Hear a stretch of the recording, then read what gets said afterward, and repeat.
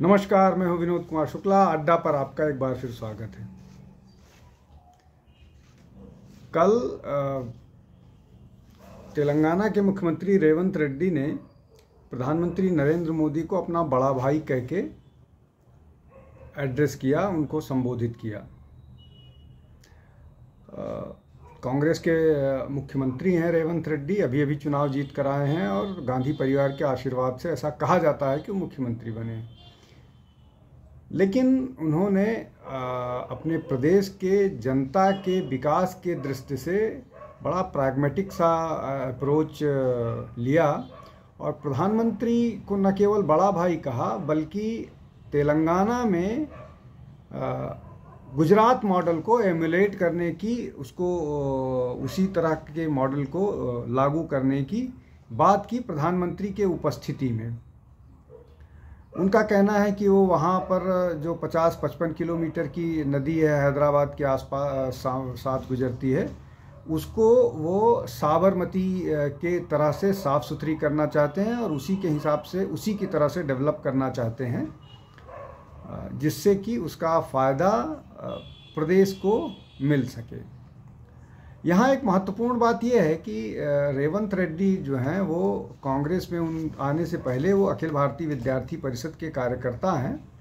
तो निश्चित तौर पर अखिल भारतीय विद्यार्थी परिषद के कार्यकर्ता के तौर पर प्रधानमंत्री नरेंद्र मोदी के बारे में उनके मन में निश्चित तौर पर इस तरह की बातें होंगी जो रिफ्लेक्ट हुई। तो वो एक पक्ष है, लेकिन एक स्टेट्समैन के तौर पर इसको समझना बहुत ज़रूरी है। और ये कि प्रधानमंत्री ने जो एक नया मॉडल या प्रधानमंत्री ने जो देश के विकास के लिए उदाहरण प्रस्तुत किए हैं, वो सबको पार्टी लाइन से हट करके अपने आप को अपने प्रदेश में लागू करना चाहिए। आपके पास दो मॉडल्स हैं। एक वो मॉडल जो आपको केंद्र से झगड़े का मॉडल है, जिसमें पूर्व मुख्यमंत्री के चंद्रशेखर राव और अभी पश्चिम बंगाल की मुख्यमंत्री ममता बनर्जी हैं शामिल, जो लगातार केंद्र से झगड़ा करती रहती हैं, केंद्रीय एजेंसियों से विवाद में रहती हैं और उनको इस बात की फिक्र नहीं है कि प्रदेश का विकास हो या ना हो। उनको ये मालूम है कि वो माइनॉरिटी पॉलिटिक्स खेलेंगी, माइनॉरिटी अपीजमेंट पॉलिटिक्स करेंगी, बंगला सेंटिमेंट इंसाइट करेंगी और चुनाव जीत लेंगी। और ये कहने के लिए पश्चिम बंगाल में के वोटर जो हैं प्रबुद्ध हैं, लेकिन वो इस सेंटिमेंट में वो बह जाते हैं और वो लगातार इस तरह की चुनाव में मदद करते हैं तृणमूल कांग्रेस को। अब इसमें जो रेवंत रेड्डी का अप्रोच है, उन्होंने झगड़े से बेहतर प्रदेश के विकास का रास्ता चुना और उन्होंने प्रधानमंत्री से रिक्वेस्ट किया, उनसे ये कहा कि आप हमको हमारे प्रदेश में मदद के विकास में मदद कीजिए और हम आपको प्रदेश के तौर पर आपको कभी शिकायत का मौका नहीं देंगे।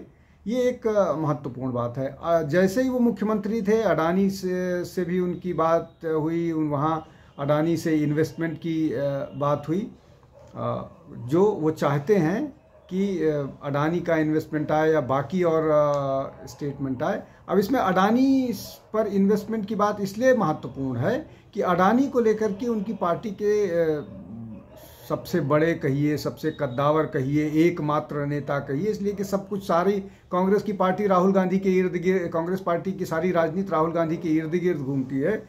उस परिस्थिति में जब राहुल गांधी लगातार आक्रामक हैं अडानी पर, उन परिस्थितियों में रेवंत रेड्डी का सॉफ्ट स्टैंड दिखाना अडानी के लिए, हालांकि इसके पहले राजस्थान और छत्तीसगढ़ उन पर सॉफ्ट थे और वहाँ इन्वेस्टमेंट आए भी हैं, तो निश्चित तौर पर तेलंगाना में अडानी का इन्वेस्टमेंट की बात करना रेवंत रेड्डी का, वो भी अपने आप में शायद नाराज कर सकता था, लेकिन बिना उन्होंने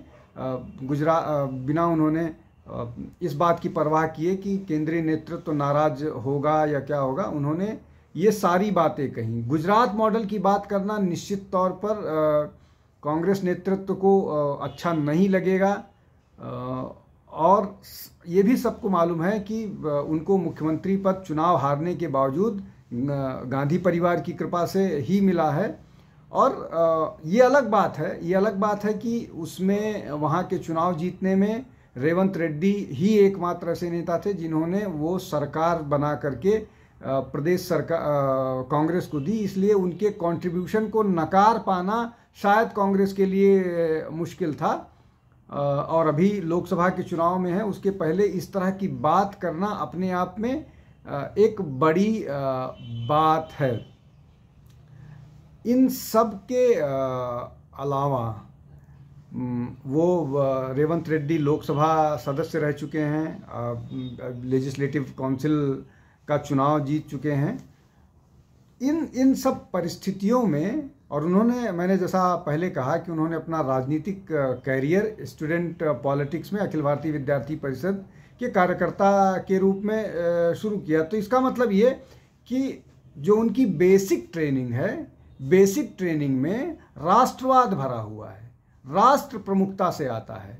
अगर वो राष्ट्र प्रमुखता से आता है तो वो प्रदेश के रीजनल इंटरेस्ट से ज़्यादा जन कल्याण की बात करेंगे। और मुझे लग रहा है कि ये बातें उनके भाषण में दिखी। अब इसमें एक और बात मैं बता दूं कि छत्तीसगढ़ में जब रमन सिंह मुख्यमंत्री हुआ करते थे तो वो भी केंद्र सरकार से कन्फ्रंटेशन के बजाय सहयोग और साभार का रास्ता अपनाते थे। और इसीलिए जब तक मनमोहन सिंह प्रधानमंत्री थे भारत के, रमन सिंह के उनसे बड़े कॉर्डियल रिलेशन थे और सारी मीटिंग में, और कभी छत्तीसगढ़ का विकास कार्य कभी नहीं रुका। और मुझे लगता है ऐसा ही आप अगर उड़ीसा के संदर्भ में देखें, अगर आप आंध्र प्रदेश के संदर्भ में देखें, तो वो ऐसा ही दिख रहा है कि वो उनका विकास होता है बावजूद इसके कि वहाँ बीजेपी की सरकारें नहीं हैं। दूसरी तरफ मैंने जो दो उदाहरण दिए, इसके पहले भारत राष्ट्र समिति की सरकार थी, तृणमूल कांग्रेस की सरकार है, डीएमके की सरकार केरल में है। ये लोग झगड़े वाली राजनीति करते हैं और इसीलिए अगर आप इनके विकास का रास्ता देखें तो काफ़ी पिछड़ा हुआ है। पश्चिम बंगाल से तो इंडस्ट्री गायब है, एम्प्लॉयमेंट गायब है, पूरा का पूरा जो प्रदेश के पढ़े लिखे लोग हैं उनको नौकरी के लिए दिल्ली, बेंगलोर और बाकी देश के जगहों में जाकर के नौकरियां तलाश करनी पड़ती है। तो गुजरात मॉडल की बात रेवंत रेड्डी ने की अपने प्रदेश के विकास के लिए। अब आज के लिए मैं इतना ही रखता हूँ। कल फिर किसी विश्लेषण के साथ आपके सामने उपलब्ध होऊंगा। आप देखते रहिए, शामिल होते रहिए, अड्डा पर अपनी उपस्थिति बना करके रखिए, हमको आगे बढ़ाने में मदद कीजिए, चैनल को लाइक कीजिए, सब्सक्राइब कीजिए, जिससे कि हम और बेहतर ढंग से आपके समक्ष उपस्थित हो सके। बहुत बहुत धन्यवाद। नमस्कार।